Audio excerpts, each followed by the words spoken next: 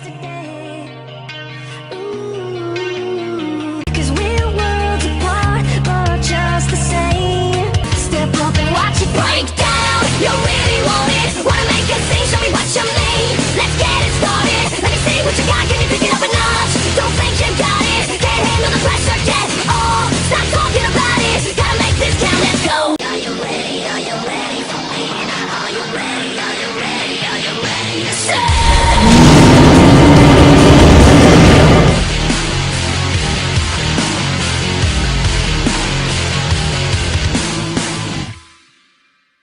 Yeah, ladies and gentlemen, my name is Senior Reader 34 and I'm here today to do a double bill of questions and answers.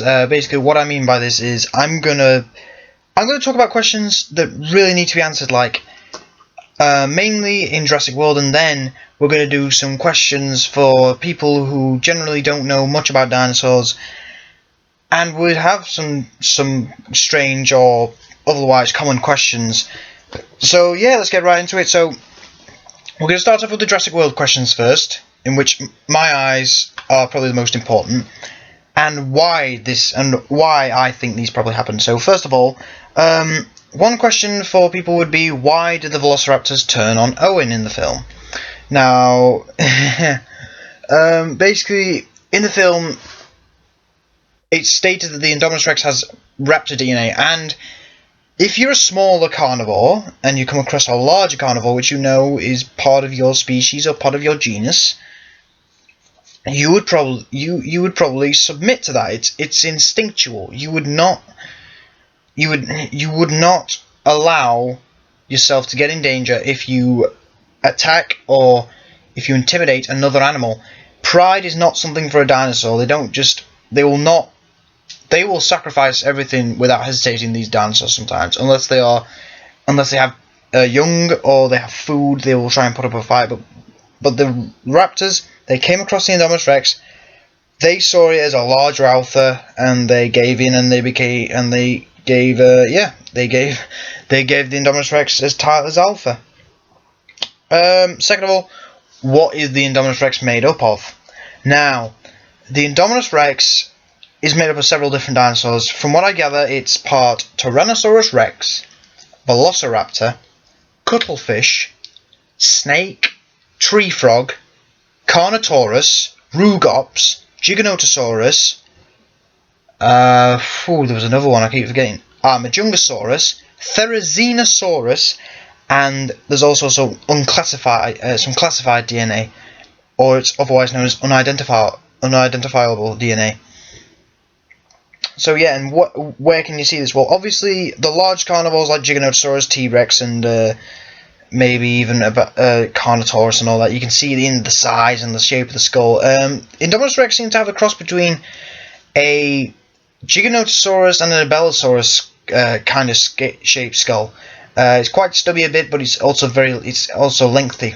The arms, they probably came from the Velociraptors, and the claws, they probably also were a mixture of the Velociraptor and the Therizinosaurus. The quills, I definitely think they came from the Therizinosaurus, because we don't see many other dinosaurs with feathers in the film. So yeah. Carnotaurus, you obviously have the horns on the head. Cuttlefish, you've got the camouflage ability. Snake, you've got the thermo detection. T-Rex, the teeth on this creature are quite bulky. They're quite large. So yeah. And that goes into another question. Why didn't the T-Rex team up with Indominus Rex? Well, T-Rex, as we know, it hunted in packs, but I suspect that it hunted in family groups. So if it saw or it met another T-Rex or another large carnivore, it would not hesitate to fight. And plus, that T-Rex thought that area was its territory, so it defended its territory and attacked the Indominus Rex. Simple as. Another question is, where are all the other dinosaurs? I mean, you're probably wondering, I saw some more dinosaurs on there on the website. I saw Baryonyx, Edmontosaurus, Suchomimus, Metriacanthosaurus, Microceratops, all those guys. Well, it's simple. Money. I mean, it would take a lot more money to get all those dinosaurs in the film. Simple as. Plus, they would probably not have any important significance in the film. The herbivores there were just there for, just to make it look peaceful and calm and all that. And yeah, I don't think, and I also suspected that if Suchomimus or Barrios was in the film, they would have a significant impact in the last fight. But I was wrong, sadly. But you know what? It doesn't matter. We had a great film. Simple as. Next question we have: is there a possibility of a sequel? And I do believe they are planning a sequel. I am really against this. I do not want a sequel. I don't want a sequel at all. But what can they do for a sequel? I have a feeling they'll go down a mainland invasion of dinosaurs in that sort of area, but I don't want that at all. Another aspect I've come up with is, and this sounds really stupid, but hear me out.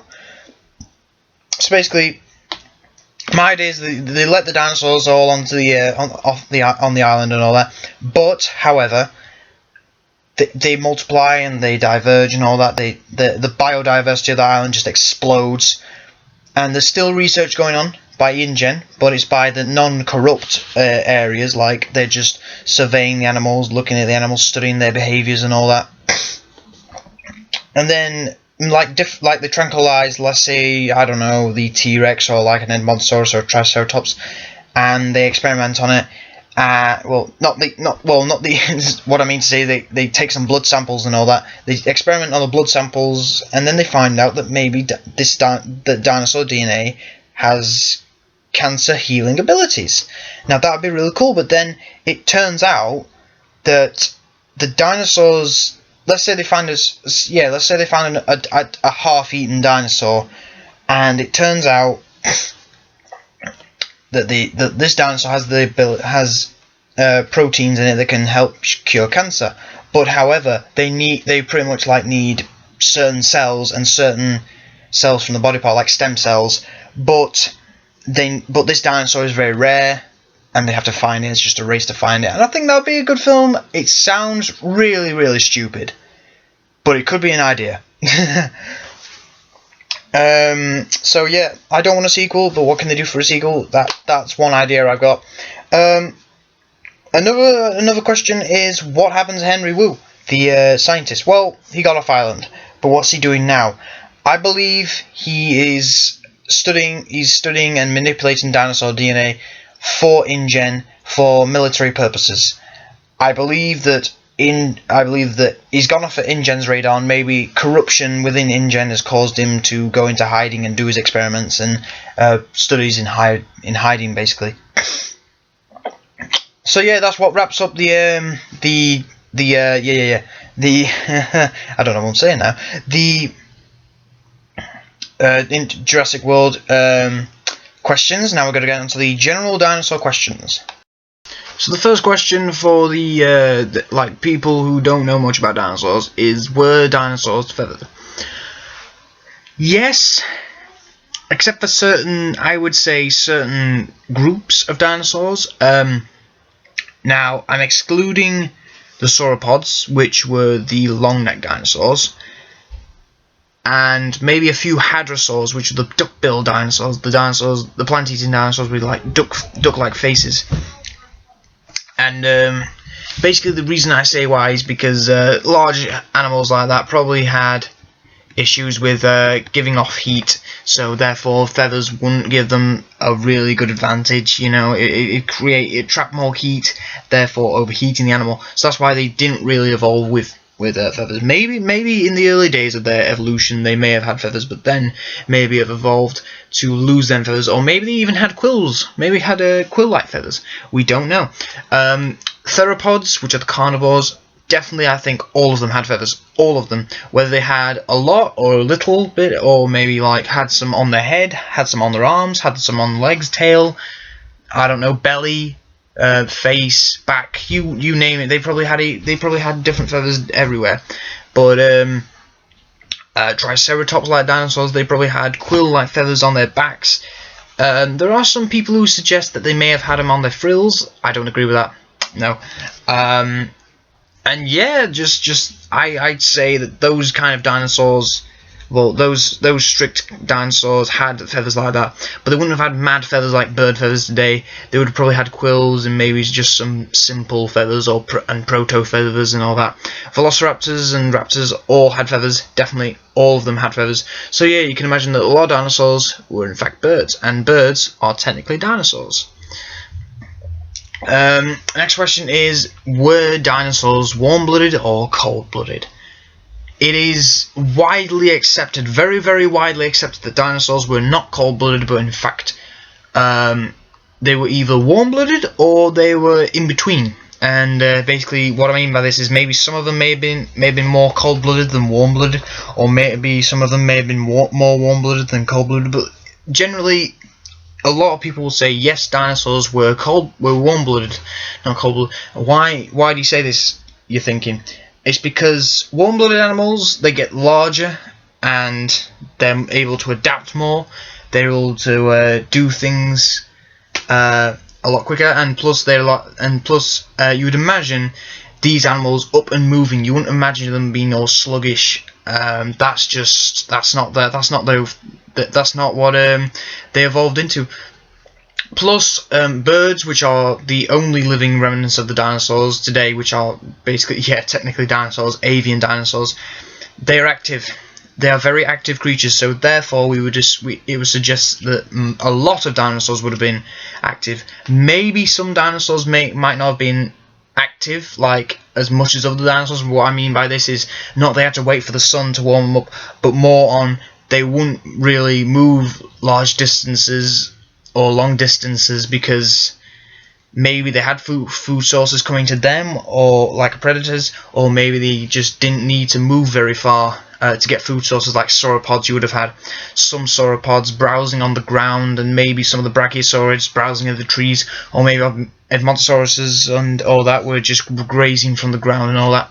Carnivores maybe have waited for the food just outside their territory, or maybe just inside their territory, and then pounced and then taken the food, and booyah. So yeah, dinosaurs were warm-blooded. Next up is, why were dinosaurs so successful? Is very simple. Their body design and their adaptations. Now, the body design is basically like us. They have legs under their bodies like us. They have holes in their skulls. They have 2 extra holes in their skulls, and this makes them diapsids, I believe. And basically, this allowed their heads and skulls to grow larger without putting on more mass.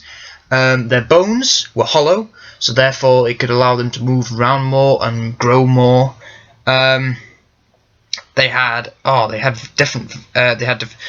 Carnivores were active, so they could go out and hunt. The herbivores could be large, could be small, but they knew how to eat. They didn't need to chew to digest. They didn't need to chew to break down their food. They could just, if they wanted to. Well, there were some dinosaurs that included the hadrosaurs that could actually chew their food. But dinosaurs, plant-eating dinosaurs, they could just eat the food, sometimes without even chewing it. And plus, it depends on their reproduction. Herbivores produced a lot of eggs. I mean, you'd find egg sites with just hundreds and hundreds and hundreds and hundreds of eggs, and that's because herding dinosaurs herded and laid their eggs together. Carnivores, you'd find not as many eggs, but because they were so fearsome and so territorial and so advanced in their weaponry and evolution, they survived for a long time. In fact, there's so many different genuses and genera and species of dinosaurs that we found today that it's just we've only probably hacked into the tip of the iceberg with dinosaurs. I think it's an estimated another 200 years of paleontology discovering dinosaurs is in front of us, and that's really exciting. So yeah, another question would be, how can I tell that I have found a dinosaur bone? Now, basically, when you're looking for dinosaur bones, you want to look at some certain characteristics. Basically, if you've got a whole bone, it would feel a bit heavy, but it would feel a bit light as well, because dinosaur bones were hollow. A lot of them were hollow. Some of them Some of them may not have had hollow bones because either they were heavy creatures and they needed the support. Dinosaur bones would have also looked very bird-like. They would have looked like gigantic bird-like bones. And if you take a cross section, like cut the bone, basically, you would find under a microscope that the bone structure would have mostly rapid growth near to the center, and then slow growth as it goes outwards if you found like an adult. But in small dinosaurs, the growth would rapidly grow.